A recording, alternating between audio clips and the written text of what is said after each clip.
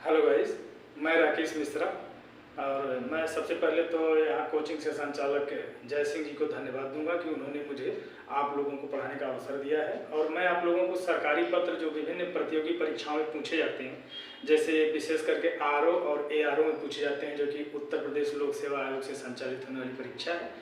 और प्लस आपके UP triple SC में भी इससे संबंधित प्रश्न आते हैं, सरकारी पत्रों के तकनीकी पहलुओं से संबंधित। और अभी हाल में आप लोगों की परीक्षा जो नहीं हुई है, वो वीडियो की परीक्षा, वहाँ भी इससे संबंधित कुछ प्रश्न आते हैं। और उसी के संदर्भ में मैं आप लोगों को शासकीय पत्र के बारे में आप लोगों को आज से बताना शुरू करूँगा।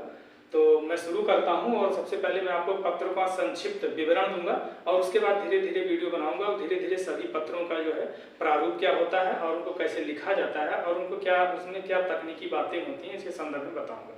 तो आइए सबसे पहले हम शुरू करते हैं आज की चर्चा यहाँ से कि पत्र क्या होते हैं और कितने प्रकार के पत्र होते हैं। तो जैसा कि आप जानते हैं कि पत्रों का प्रयोग मानव अपनी सूचनाओं के आदान प्रदान, सूचनाओं के संप्रेषण के लिए वो अपने सभ्यता के प्रारंभ से ही करता रहा है। सूचनाओं का संप्रेषण हम कई माध्यमों से करते रहे हैं, जैसे हाव भाव के द्वारा भी सूचनाओं का संप्रेषण होता है, लेकिन भौगोलिक दूरियों को पाटने के लिए हमने विशेष रूप से लिखित माध्यमों से सूचनाओं का संप्रेषण शुरू किया।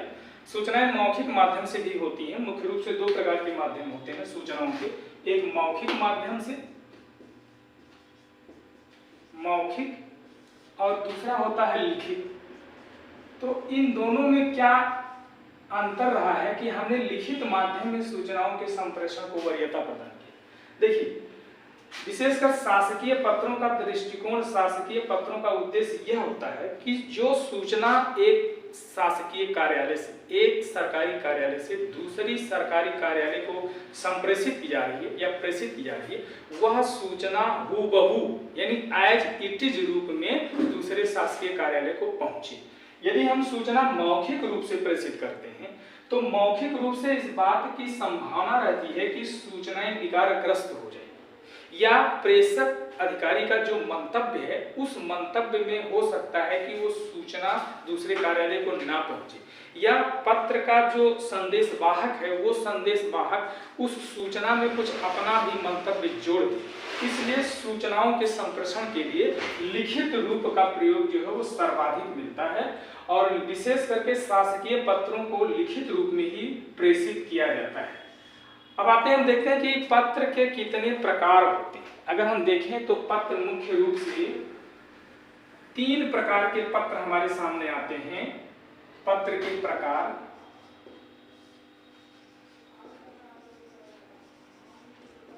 पत्र के प्रकार में एक तो होता है सामाजिक पत्र, सामाजिक पत्र, दूसरा होता है व्यावसायिक पत्र,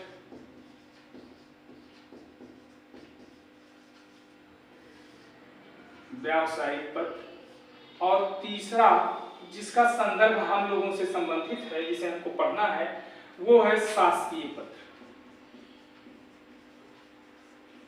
शासकीय पत्र। अब देखिए बेटा, यहां ध्यान देने वाली बात यह है कि जो सामाजिक पत्र होते हैं और व्यावसायिक पत्र होते हैं, ये पत्र अनौपचारिक शैली में लिखे जाते हैं। अनौपचारिक शैली में 2 शैलियां हैं पत्र लिखने की, जिसमें एक अनौपचारिक शैली है और एक ये शासकीय पत्र जो होता है ये औपचारिक शैली में लिखे जाते हैं। औपचारिक शैली में, ठीक। अब आती है बात कि ये अनौपचारिक शैली और औपचारिक शैली है क्या। तो अनौपचारिक शैली का मतलब ये हो गया कि सामाजिक पत्र और व्यावसायिक पत्र प्राय निजी पत्र होते हैं। इन पत्रों में जो प्रेषक होता है वो जिसके पास पत्र भेजता है, यानी उसे हम प्रेषकी कहते हैं, उसको पहले से वो जानता है। दोनों के बीच में एक आत्मीय संबंध होता है। तो पत्र भेजते समय वो पत्र में कुछ निजी बातों और निजी संबंधों का उल्लेख करता है, जैसे आप कैसे हैं, आपका क्या हाल है, आदि बातों का प्रयोग भी करता है। इस ऐसे पत्र को जिसमें अपने कुछ निजी बातें भी, निजी संबंधों का भी उल्लेख किया जाए, उन्हें हम अनौपचारिक शैली के पत्र कहते हैं। लेकिन शासकीय पत्रों में शासकीय पत्रों का प्रयोग जो है ये शासकीय कार्यालयों के बीच होता है, सरकारी कार्यालयों के बीच होता है और सरकारी कामकाज से संबंधित होता है। तो इसमें कोई व्यक्तिगत बात संबंधी गुंजाइश नहीं रहती है। इसमें केवल दो अधिकारी या दो कार्यालय कामकाज के संदर्भ में बात करते हैं और व्यक्तिगत संबंधों का कोई उल्लेख नहीं होता है। केवल कामकाज के संदर्भ में, अपने कार्य के संदर्भ में, विषय के संदर्भ में बात होता है। इसलिए ऐसे पत्रों को हम औपचारिक शैली के पत्र कहते हैं। कहने का आशय यह है कि औपचारिक शैली के पत्रों में निजी बातों की या निजी संबंधों की कोई गुंजाइश नहीं होती, केवल कार्य संबंधों की गुंजाइश होती है और अपने कार्य के संदर्भ में उल्लेख किया जाता है। ठीक है, तो ये होता है। अब हम आते हैं, देखते हैं कि जो शासकीय पत्र है, यानी सरकारी पत्र है, ये कितने प्रकार के होते हैं। तो बेटा शासकीय पत्र जो है, क्योंकि शासन प्रशासन का जो ढांचा है वो काफी जटिल होता है। सबसे पहले थोड़ा सा हम शासन प्रशासन का हम ढांचा समझ लेते हैं। शासन प्रशासन का ढांचा जटिल होता है और टॉप टू बॉटम सारे अधिकारी एक दूसरे से नेटवर्क की तरह से आपस में जुड़े होते हैं और किसी प्रकरण या किसी मामले के संदर्भ में ऊपर से लेकर नीचे तक सभी अधिकारियों को डिसीजन या निर्णय लेना होता है। इसलिए किसी एक प्रकरण में एक से अधिक अधिकारियों का संदर्भ होता है। इसलिए जो शासकीय पत्र होते हैं, ऐसे पत्रों को अलग अलग विषय के अनुसार उनकी अलग अलग श्रेणी बनाई गई है। जैसे उदाहरण के लिए हम कह सकते हैं कि एक पत्र होता है सरकारी पत्र, जिसे हम गवर्नमेंट लेटर कहते हैं, सरकारी पत्र। फिर अर्ध सरकारी पत्र होता है, अर्ध सरकारी पत्र। और फिर होता है परिपत्र, परिपत्र। फिर किसी कार्यालय से निकलने वाला आदेश, उसको हम कार्यालय आदेश कहते हैं, कार्यालय आदेश। फिर इसके पश्चात में हम कहते हैं ज्ञाप, कार्यालय ज्ञाप या केवल ज्ञाप। और फिर होती है एक अधिसूचना, अधिसूचना। तो इस प्रकार से हम देखते हैं कि सरकारी कार्यालयों से विभिन्न विषयों के संदर्भ में समय समय पर अनेक पत्र निर्गत होते रहते हैं। ठीक है, और ये पत्र अपने अपने विषय के संदर्भ में होते हैं और विशिष्ट होते हैं। इन पत्रों का प्रारूप जो होता है वो निश्चित होता है ताकि भ्रम की कोई गुंजाइश न हो और समय की बचत हो और सटीक समय में जो है सही कार्य हो, हुबहू कार्य हो। अब आते देखते हैं कि शासकीय पत्रों के कितने मुख्य भाग होते हैं। सबसे पहले इसको समझ लेते हैं और उन्हें क्या क्या शब्दावली का प्रयोग किया जाता है, क्योंकि शासकीय पत्रों की अपनी एक निश्चित शब्दावली, ये शब्दावली राजकाज के भाषा, राजकीय भाषा की शब्दावली का इसमें प्रयोग किया जाता है। इसमें द्विअर्थी शब्दों का प्रयोग नहीं किया जाता है ताकि भ्रम की कोई गुंजाइश। शासकीय पत्रों के कितने भाग होते हैं इसको हम देख लेते हैं। शासकीय पत्रों के भाग, शासकीय पत्र के भाग और इनका उल्लेख हम किस तरह से करते हैं। तो सबसे पहले आप देखिए कि शासकीय पत्र में एक होती है पत्र संख्या, एक पत्र संख्या डालते हैं या इसको हम पत्रांक कहते हैं। पत्रांक किसी भी सरकारी कार्यालय अथवा विभाग से एक वर्ष के भीतर जितने पत्र निर्गत होते हैं वे सभी पत्र संख्यावार उन पत्रों का विवरण उस विभाग में रखा जाता है और उसी अनुक्रम में उन पत्रों को एक क्रमांक या एक संख्या प्रदान की जाती है। इसे प्रदान करने का अपना एक निश्चित तरीका है। जैसे हम लिखते हैं, सबसे पहले मूल पत्र संख्या लिखी जाती है, मूल पत्र संख्या। इसके बाद में लिखी जाती है उपपत्र संख्या,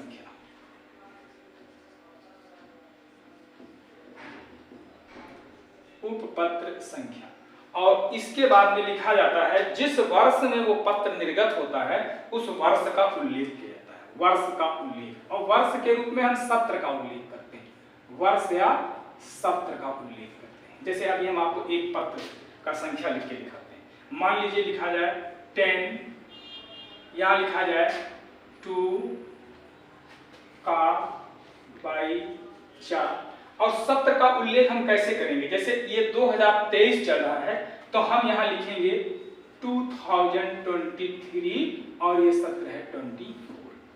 अब संख्या के रूप में अगर हम इसी को लिखेंगे तो हम लिखेंगे 10/2 का 4 और 2023-24। ये तरीका है, इस तरीके से हम पत्र संख्या का उल्लेख करते हैं।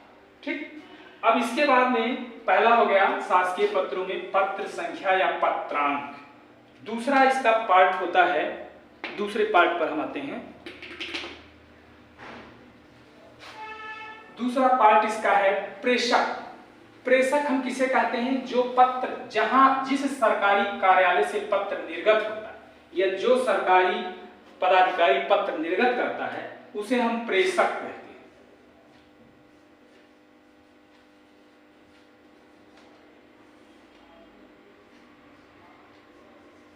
प्रेषक।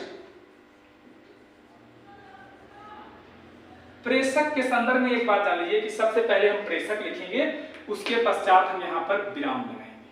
ये बहुत इंपॉर्टेंट चीज है, बहुत महत्वपूर्ण है कि हम इसके बाद विराम लगाते हैं। और प्रेषक के हम नाम, यहाँ नीचे से नाम डैश डैश और फिर कामा लगा देंगे, विराम, और फिर पद नाम,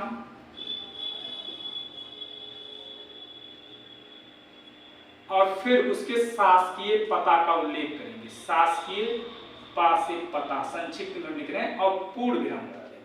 तो इस तरह से लिखेंगे प्रेषक, उसका नाम, संक्षिप्त नाम लिखेंगे, पूर्ण नाम नहीं, पद नाम और शासकीय पता। जैसे हम उदाहरण से एक आपको बता रहे हैं, मान लीजिए एक एग्जांपल से दे रहे हैं आपको, प्रेषक और नाम के रूप में जैसे आरओ और एआरओ में आता है तो हमको लेटर, सरकारी पत्र हमको लिखना होता है। तो जब आप लिखते हैं तो आप वहाँ कॉपी में किसी नाम का उल्लेख नहीं करते हैं, आप केवल कोड के रूप में लिखते हैं। आप लिखेंगे का खागा या चा छाजा, ऐसा कुछ लिखेंगे, नाम लिखना वर्जित होता है। तो हम यहाँ उसी पैटर्न पर आपको बता रहे हैं। आप ये जानेंगे कि यहाँ पर प्रेषक अधिकारी का नाम लिखा जाता है। नाम की जगह पर हम जैसे यहाँ लिख देते हैं का खा गा, ठीक, और यहाँ हम विराम लगा देंगे। विराम को कभी मत भूलिएगा क्योंकि ये तकनीकी पहलू है, ये चेक किया जाता है। इसके बाद पदनाम। पदनाम की जगह पर मान लीजिए कि ये किसी कार्यालय का कोई सचिव है जो कि पत्र प्रेषित कर रहा है, सचिव लिख दिया। और मान लीजिए कि ये सचिव साहब कहाँ के हैं, तो मान लेते हैं कि ये उत्तर प्रदेश लोक सेवा आयोग, और इसके बाद यहाँ कामा लगा के हम टर्न हो जाएंगे, नीचे आ जाएंगे प्रयागराज के, और अब यहाँ हम पूर्ण विराम लगाएंगे। तो ये तरीका है कि प्रेषक लिखेंगे, काखा लिखेंगे, सचिव कामा यहाँ जरूर लगाएंगे, अर्धविराम, उत्तर प्रदेश लोक सेवा आयोग। ध्यान रहे यहाँ उत्तर प्रदेश हम शार्ट में लिखेंगे, संक्षिप्त में उ और प्रा लिखेंगे, पूरा नहीं लिखेंगे, और प्रयाग। तो ये हो गया प्रेषक के संदर्भ में। सेकंड पॉइंट आपका हो गया प्रेषक। फर्स्ट पॉइंट हो गया पत्रांक, सेकंड पॉइंट हो गया प्रेषक। अब बात आती है कि जिसके पास हम पत्र भेज रहे हैं, यानी वह गंतव्य बिंदु, डेस्टिनेशन पॉइंट, जहां पत्र पहुंचेगा उसे हम कहते हैं प्रेषिती। तो यहां भी वही चीजें होती हैं, प्रेषिती। Third point प्रेषिती।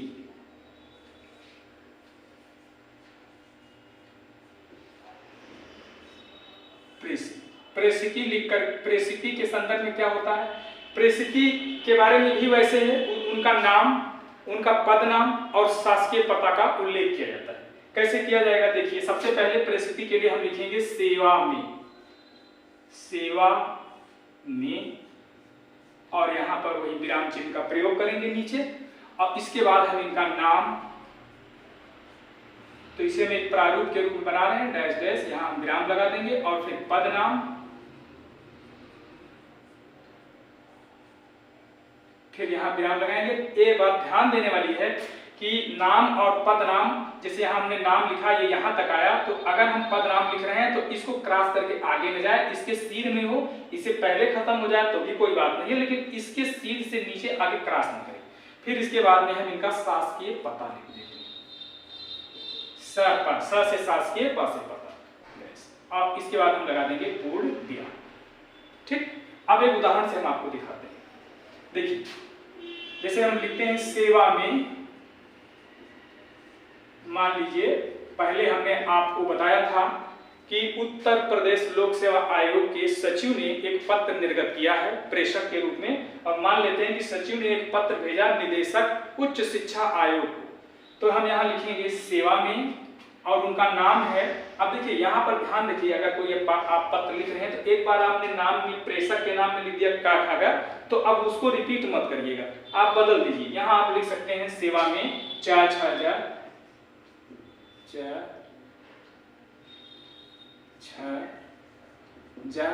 और पद नाम में लिख सकते हैं निदेशक, और शासकीय पता इनका क्या है, उच्च शिक्षा आयोग।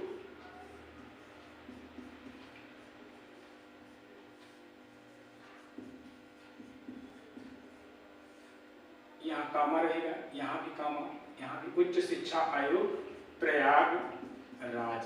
ध्यान रहे आप लखनऊ मत लिखिएगा, क्योंकि उच्च शिक्षा आयोग प्रयागराज में है। पत्रों में अक्सर ऐसी गलतियां हो जाती हैं कि छात्र लिखेंगे उच्च शिक्षा आयोग, यहाँ लिख देंगे लखनऊ।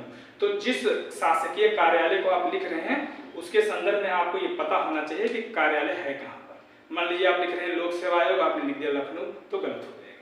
ठीक, तो ये हो गया प्रेषक और प्रेषित के संदर्भ में उल्लेख करते हैं। पत्र का ये बहुत महत्वपूर्ण पार्ट होता है।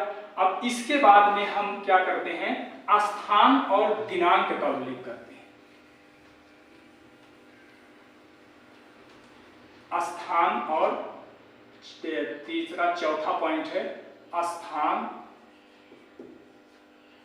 और दिनांक का उल्लेख करते हैं।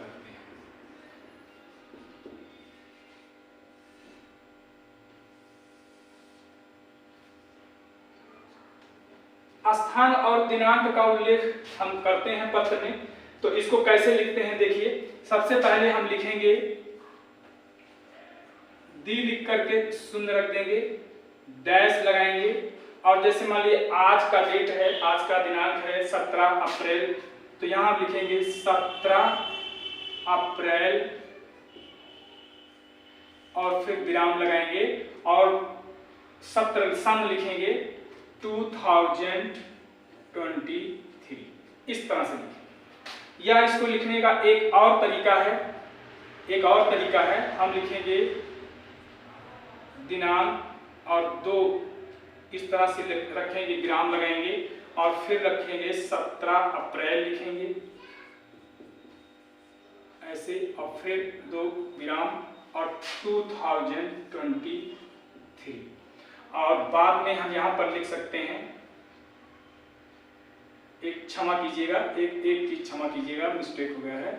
17 अप्रैल, दिनांक 17 अप्रैल, इसको लिखने के बाद में हम तुरंत स्थान का उल्लेख करेंगे, तुरंत।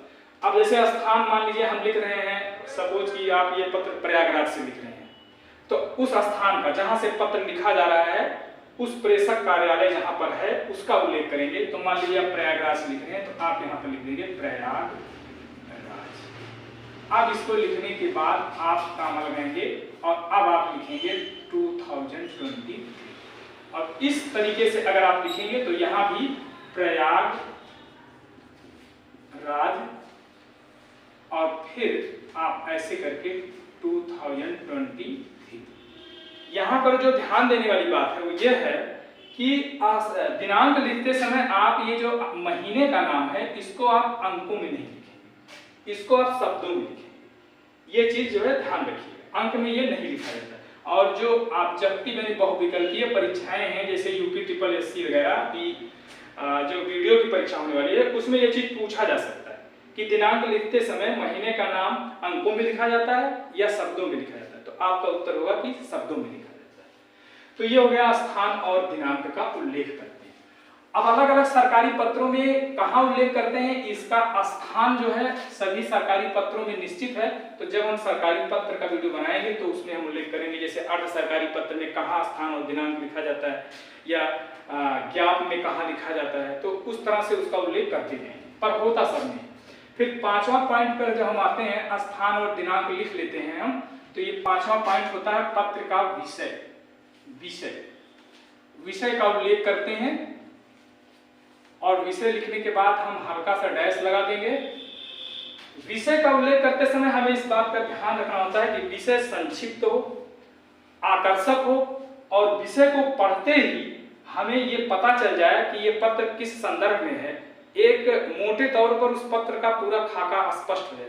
ऐसा इसलिए किया जाता है क्योंकि सरकारी अधिकारियों के पास काम की बहुत विविधता है और बहुत लोड है, समय कम है, तो समय को बचाने के लिए हम ऐसा करते हैं। और विषय का जब उल्लेख करते हैं तो जैसे ही पत्र किसी कार्यालय में जाता है तो सबसे पहले पत्र को लिपि प्राप्त करता है और वो तुरंत उसकी नजर विषय पर जाती है, और विषय की गंभीरता को देखते हुए पत्र का निस्तारण जो है उसी के अनुरूप किया जाता है। तो विषय का उल्लेख हम करेंगे, और विषय को जैसे हम लिखते हैं, विषय लिखने के बाद में हम पूर्ण विराम लगा देते हैं। मान लीजिए ये विषय आपने लिखा और विषय लिखने के बाद पूर्ण विराम लगा देंगे। एक बात ध्यान रखिएगा कि कुछ गाइड वगैरह मार्केट में है जिसमें लिखा गया कि विषय को अंडरलाइन कर देते हैं, तो इस मिस्टेक से बचिएगा। अब विषय को अंडरलाइन नहीं किया जाता है। पुरानी परिपाटी थी जिसमें विषय को अंडरलाइन कर देते थे, लेकिन अब अंडरलाइन नहीं किया जाता। अब हम आपको विषय लिख करके उदाहरण बताते हैं। मान लीजिए एक विषय है कि महाकुंभ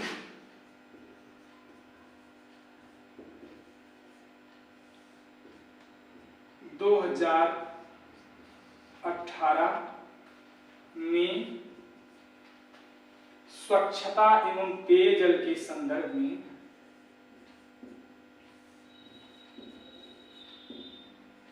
स्वच्छता एवं पेयजल के संदर्भ में, बस पूर्ण। तो ये हो गया सार। इससे यह पता चल गया कि महाकुंभ में साफ सफाई रखना है और सभी आने वाले लोगों को स्वच्छ पेयजल उपलब्ध कराना है। तो जो विषय है आपका वो इस बात को बता देता है कि मुख्य भाग में आप क्या लिखे होंगे। ठीक, तो विषय संक्षिप्त और आकर्षक होना चाहिए। इसके बाद में हम आते हैं मुख्य भाग पर, और मुख्य भाग से पहले एक होता है संबोधन। संबोधन को हम देख लेते हैं।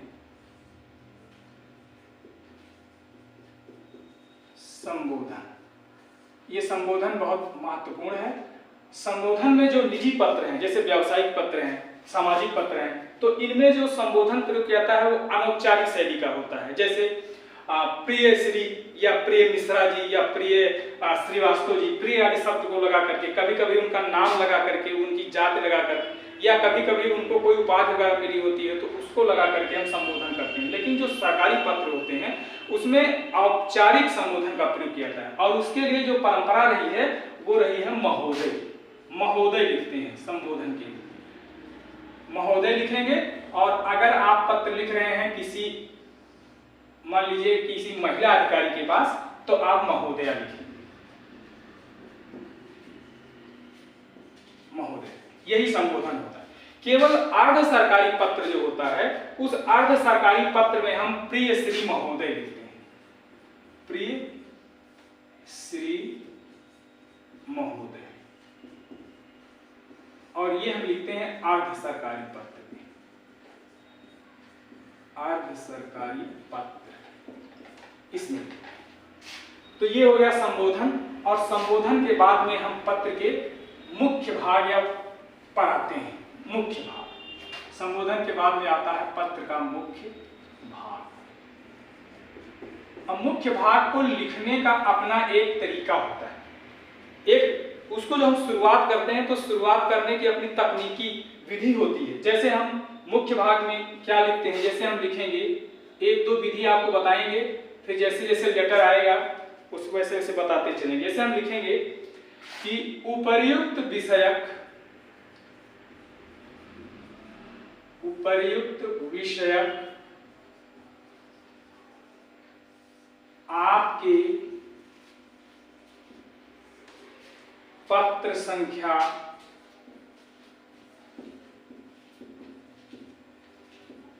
इसको हम डैश डैश कर देते हैं। ये आप कोई भी काल्पनिक पत्र संख्या डाल सकते हैं।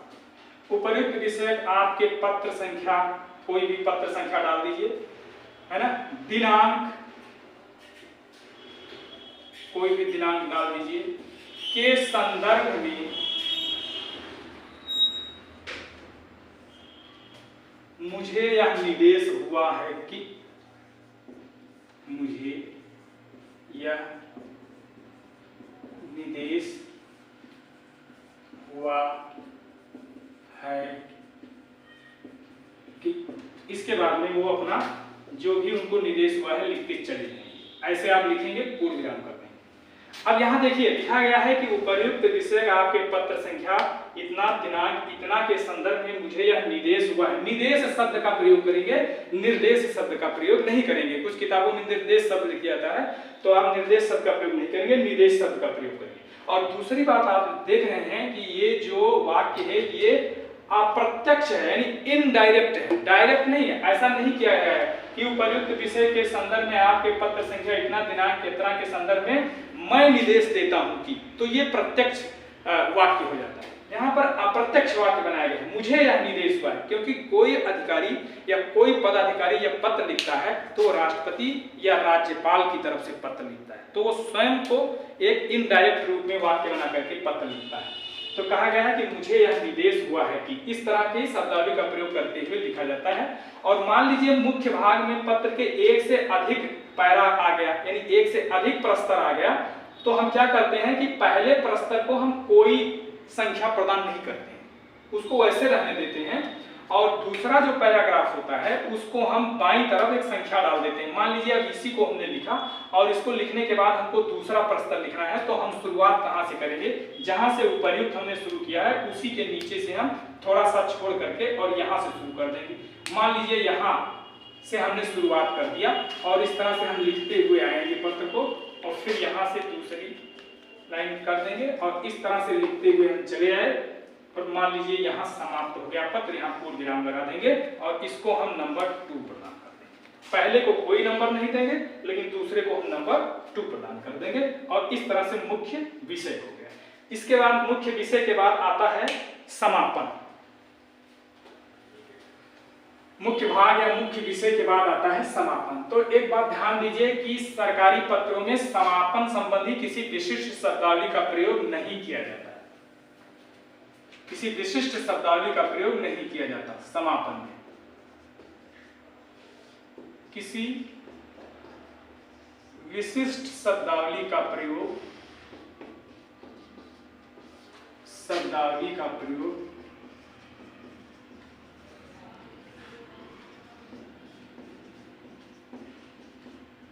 नहीं किया जाता।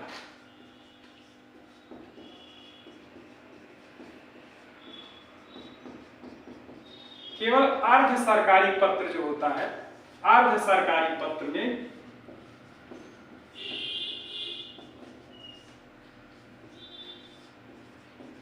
कुछ समापन संबंधी शब्दों का प्रयोग किया जाता है। जैसे हम लिखेंगे सधन्यवाद, सधन्यवाद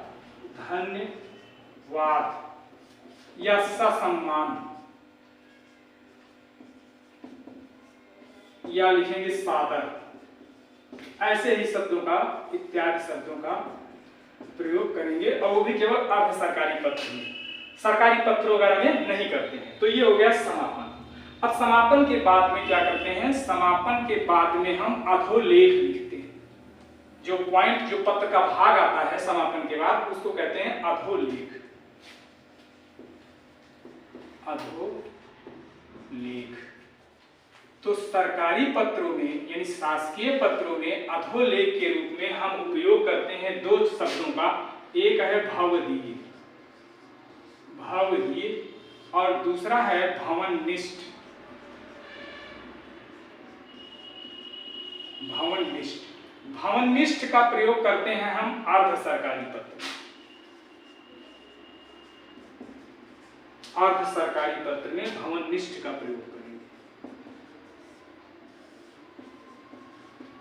और शेष सभी शासकीय पत्रों में भवदीय शब्द का प्रयोग करेंगे। यह एक औपचारिक, अनौपचारिक नहीं, ठीक है। भवदीय शब्द का प्रयोग करेंगे और भवदीय लिखने के बाद में किस तरह से हम लिखेंगे, मान लीजिए हमने अधोलेख लिखा और अधोलेख में हम लिखेंगे भवदीय, और यहां पर हम लिखेंगे फिर हस्ताक्षर करेंगे किस अधिकारी का, हस्ताक्षर जो प्रेषक अधिकारी होगा, जिसने पत्र को प्रेषित किया है उसका हस्ताक्षर होगा, और फिर उसका नाम कोष्ठक में लघु नाम लिखेंगे, लघु नाम, शार्ट में नाम लिखेंगे, ठीक है। और इसके पश्चात में उसका पद नाम लिखेंगे, यहां पर उसका पद नाम लिखेंगे। एक बात ध्यान रखेंगे, अब यहां न विराम लगेगा न यहां पूर्ण विराम लगेगा, इस चीज को यहां ध्यान रखेंगे कि अधोलेख में न यहाँ पे विराम लगेगा, उसे छोड़ देंगे कहीं, और न पद नाम के बाद पूर्ण विराम, इतना लिखेंगे। शासकीय पता यहां नहीं लिखेंगे। इसके पश्चात में आता है एक पॉइंट, संलग्नक, संलग्नक जिसे हम कहते हैं इनक्लोजर हिंदी इंग्लिश में, संलग्नक। संलग्नक क्या होता है, मान लीजिए कि मुख्य विषय वस्तु से संबंधित कुछ डॉक्यूमेंट्स, कुछ अभिलेख वगैरह आपके पास हैं और आप उसे पत्र के साथ संलग्न कर रहे हैं, तो उसका उल्लेख किया जाता है। अक्सर आप जब फॉर्म भरते होंगे तो उसमें लिखा होता है संलग्नक, और संलग्नक में लिखा होता है कि क्या क्या डॉक्यूमेंट्स आप इसमें लगा रहे हैं, इसमें ऐड कर रहे हैं, और कुल कितने डॉक्यूमेंट्स ऐड कर रहे हैं। तो संलग्नक को हम पत्र में बाईं तरफ मुख्य विषय वस्तु के नीचे लिखते हैं, उसका उल्लेख करते हैं। तो कैसे करते हैं, जैसे हम लिखेंगे संलग्नक, तो अधिकांशतः मुख्य विषय वस्तु के संदर्भ में ही संलग्नक होता है। तो अधिकांशतः जैसे कहीं आपको पत्र लिखना हो तो आप यही लिख सकते हैं, यथोपरि, यथोपरि लिख सकते हैं, या आप लिख सकते हैं उपर्युक्तानुसार, उपर्युक्तानुसार माने उपर्युक्त विषय के अनुसार संलग्नक लगे हैं। यथोपरि मतलब जैसा ऊपर कहा गया है वैसा संलग्नक लगाया गया है। इसको कह करके आप जो है निकल सकते हैं, बच सकते हैं। लेकिन आप अपनी काल्पनिक शक्ति को और बढ़ाइए, संलग्नक का उससे संदर्भित दो चार संलग्नक अगर आप जानते हो तो लिख सकते हैं। तो सबसे पहले आप लिखेंगे संलग्नक, डैश करेंगे, कुल कितने संलग्नक आप लगाए हैं इसका उल्लेख करेंगे। मान लीजिए आपने 3 लगाया है तो हम यहाँ 3 लिख देते हैं, ये टोटल संलग्नक, ठीक। अब इसके बाद यहाँ नीचे उसका उल्लेख करेंगे, संलग्नक 1 जो भी संलग्नक है लिखकर पूर्ण विराम, संलग्नक 2 जो भी संलग्नक है लिखकर पूर्ण विराम, और संलग्नक 3 उसको लिखकर पूर्ण विराम। और यहाँ आपने लिखा है कि 3 संलग्नक लिखा है। अब इसका फायदा ये होता है कि ये आपका संलग्नक कोई गायब नहीं कर सकता। पत्र में ही उल्लेख है कि आपने 3 संलग्नक लगाए थे, कौन कौन से वो पूरा आपने उल्लेख कर दिया। तो अब हम पत्र में आ गए संलग्नक। संलग्नक के बाद में जो पत्र का प्रमुख विषय होता है, तो बेटा मैंने जैसे बताया कि एक सरकारी पत्र में डिसीजन केवल, निर्णय केवल एक अधिकारी नहीं लेता। मान लीजिए जैसे अभी हमने एक विषय लिखा था कि महाकुंभ में स्वच्छता एवं पेयजल के संदर्भ में, तो स्वच्छता एवं पेयजल के संदर्भ में जो है एक तो शासनादेश आएगा, कहां से आएगा, गृह मंत्रालय यानी उत्तर प्रदेश सरकार के किसी विभाग से आएगा, और फिर वो पत्र आएगा मंडलायुक्त प्रयागराज को, मंडलायुक्त प्रयागराज उस पत्र को प्रेषित कर देंगे जिलाधिकारी प्रयागराज को, और जिलाधिकारी प्रयागराज जो है वो सैनिटरी विभाग को देंगे, और फिर स्वच्छता के लिए कई चिकित्सा अधिकारियों को दिया जाएगा। तो आप देखते हैं कि अधिकारियों का एक जाल है, एक नेटवर्क है, जिसमें उच्च से लेकर निम्न अधिकारी तक शामिल है, और हर स्तर पर पत्र जा रहा है। तो बार बार पत्र न लिख करके क्या किया जाता है, उसी पत्र की प्रतिलिपि को संज्ञान के लिए, या उस मामले पर अग्रिम कार्यवाही के लिए, या उस मामले पर की गई कार्यवाही के अवलोकन के लिए उसी पत्र को प्रायः वही पदाधिकारी जिसने पत्र निर्गत किया है, या उसके अधीनस्थ कोई पदाधिकारी, या जिसके पास पत्र गया हो प्रेषिती ही किसी अन्य कार्यालय को उसी पत्र की प्रतिलिपि प्रेषित कर देता है। तो यहाँ पर उल्लेख किया जाता है कि पत्र प्रतिलिपि नीचे जहां आपने भवदीय लिखा है, पूरा विवरण दिया है, और संलग्नक बाएं तरफ दिया है, और दाएं तरफ नीचे आपने भवदीय लिखा है, उसी के नीचे आप लिखना शुरू करेंगे, प्रतिलिपि निम्नलिखित को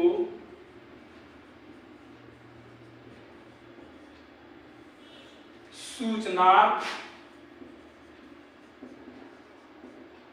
एवं आवश्यक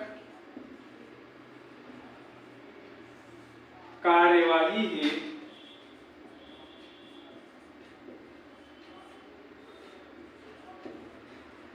प्रेषित, और आप इसको डैश कर देंगे यहां पर। क्यों? क्योंकि किसको भेजा गया है इसका आप यहां उल्लेख करेंगे। जैसे मान लीजिए नंबर 1 आपने भेजा मंडलायुक्त प्रयागराज, इसका उल्लेख कर देंगे, मंडलायुक्त प्रयागराज, मंडला के बताऊंगा प्रयागराज हो गया। दूसरा आप लिख देंगे मुख्य चिकित्साधिकारी,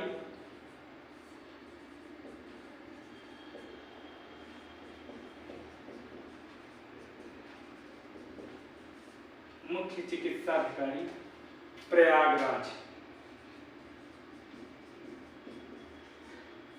इस तरह से अगर एक आध कोई और अधिकारी इससे संदर्भित है तो भेज देंगे, ठीक है।